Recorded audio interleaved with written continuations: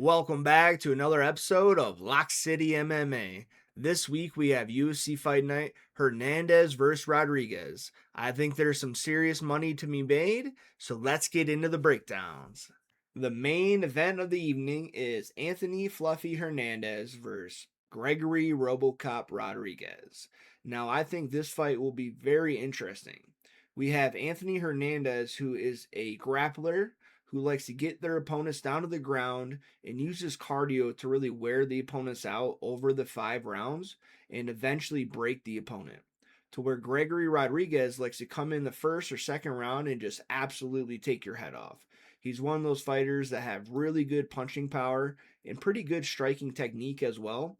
And if he lands on his opponent, he can definitely drop him. Now, Anthony Hernandez is coming in off a loss to Sean Strickland, where he did get hurt to the body, which dropped him, and Sean finished him via TKO. Rodrigues is coming in on a 3-fight win streak where he has knocked out those opponents in those first couple rounds, like I was mentioning.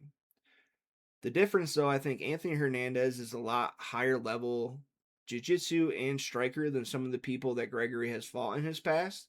So I don't think it's going to be as easy for him. I think Anthony Hernandez will get a takedown probably in the first round. And what that will do is that will start to tire out Gregory Rodrigues. He's really jacked and he has a lot of muscle. So if you can just wear him down, those muscle gets real heavy and he's not going to be able to land those big shots to take out Hernandez. Hernandez is actually got a good chin when it comes to his head, but in some of his previous fights, where he gets hurt is when he gets hit to the body. So if Gregory Rodrigues can land a big body shot on Anthony, I could see him dropping him and then getting finished. It's a very tough fight to predict. It's not one that I am going to bet on because I could see either one happening. I could see Gregory coming in, landing that big shot within the first 10 minutes of the fight and finishing Anthony. But if I had to bet on it, I would bet that Anthony gets him down to the ground, starts wearing on him. Gregory has been knocked out in the past, so he doesn't have the best chin. So I could see Anthony hitting him with the big shot on the feet after a couple rounds. So Gregory's tired, keeping his hands low, getting him down to the ground and either submitting him or landing the ground and pound. But if I had to bet on it, like I was saying earlier, I would actually pick decision just because I think Rodrigues is a big, durable guy, and Anthony might not be able to get him out. But I do pick Anthony Hernandez to win by decision for my official bet. Lock it in. The next fight I want to break down is going to be Rainer D. Ritter, RDR, versus Roman Dolidze. Now, both of these guys used to fight in the middleweight division, which is 185 pounds, and both of them are making their debut at 205 pounds in the light heavyweight division during this fight. I think going up in weight will benefit RDR more than Roman. RDR was a huge middleweight, and he had to cut a lot of weight when it came to his fights, which really kind of zapped his energy in those later rounds and cost him his last 2 fights. He's coming in on a 2-fight losing streak, but so isn't Roman. Roman's 38, he's getting older, and he's jumping up the middleweight from middleweight to light heavyweight. And I think the guys that are naturally in this division are just going to be too much for him. RDR is a really good grappler. He's not the best striker. I think Roman's definitely going to have the advantage when it comes to striking when they're on the feet.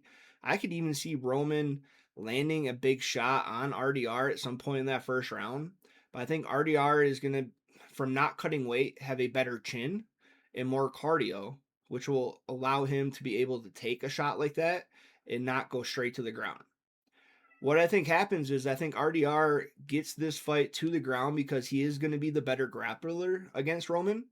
And it's not going to be the most exciting fight, but he's going to land some big shots from up top, maybe go for a submission attempt or two, and just start to win rounds on points. By the second or third round, I think RDR will finally get that submission on Roman and finish the fight. I don't think this is going to be the most interesting fight, but if for some reason Roman can keep it on the ground or on the feet, he does have a chance to win this fight. Now, my official prediction is going to be RDR by submission. I think he's going to be too big and just too much for him, and he's just going to overpower him on the ground and work his way to a submission like he has in the past and get this win.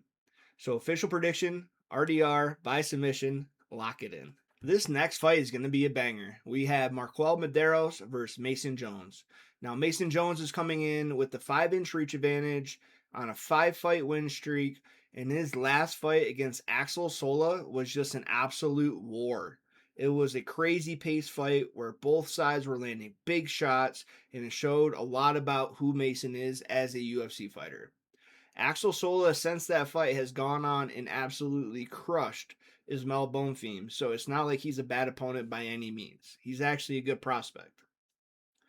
Mason Jones is the type of fighter who just likes to step forward, throw big shots. He'll even eat a couple shots to land a couple shots. This guy has a great chin, he has great cardio, and he just throws absolute bombs with his hands. That fight with Axel Sola was one of the funnest fights I've seen in a long time. And it just showed that even though he gets hurt, he keeps pushing forward. That's such a big trait to have when you're a UFC fighter, because sometimes you see people just give up in a fight when they're getting beat, and you can just see it in their eyes that they're giving up. Now on the other side, we have Marquel, who is 4-0-1 because his last fight was a draw, where in that fight, Chris Padilla was able to back Marquel up to the fence, and he was landing really good jabs to get him back there. But when they did get to the fence, Marquel was landing some really good elbows, which caught Chris and even dropped him once. Marquel is the type of fighter who likes to back up on the feet and land those crisp counters and just kind of dip and dap his way to a victory. The problem is with fighting someone like Mason Jones, who lands as much as he does and as hard as he does, and he's going to have a 4-inch reach advantage like I was talking about, it's just not going to go good for Marquel. I think Jones finishes this fight, maybe not in the first round, but Jones is one of those guys where as the fight goes on, he just gets better. And as he gets better, he just wears his opponents down and just breaks their soul. So I could see that same thing happening here. I actually have Jones to win by a round 3 KO. Lock it in, Mason Jones. Let's go. This next fight is going to be over in about a minute, so I'm not going to spend a lot of time going over it. We have Anthony Wint versus Terrence Chapman. Now, Terrence Chapman is going to have a 3-inch height advantage, but somehow Wint will have a 4-inch reach advantage. When you guys see these two fighters in the ring on fight night, you're just going to be amazed by the difference in their body. Anthony Wint is just a brick house, pure muscle, pure power, and just absolutely kills people. 4 straight knockouts in his last 4 fights, comparatively to where Terrence Chapman, a little bit of a bigger guy, kind of got a stomach on him like me, and he just kind of goes for a decision over a knockout all the time. So that's not going to work out great for him. He's making his UFC debut. Anthony Wint won on the Contender Series, won that fight under a half round, knocked his opponent clear out. The same thing's going to happen here. I got Anthony winning by first round knockout.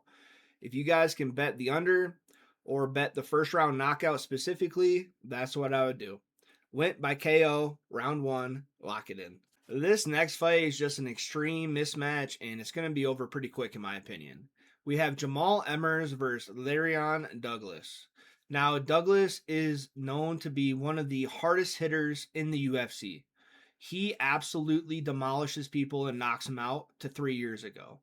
He's shown that over his last couple fights, and in his last fight, he just finished the guy super quick.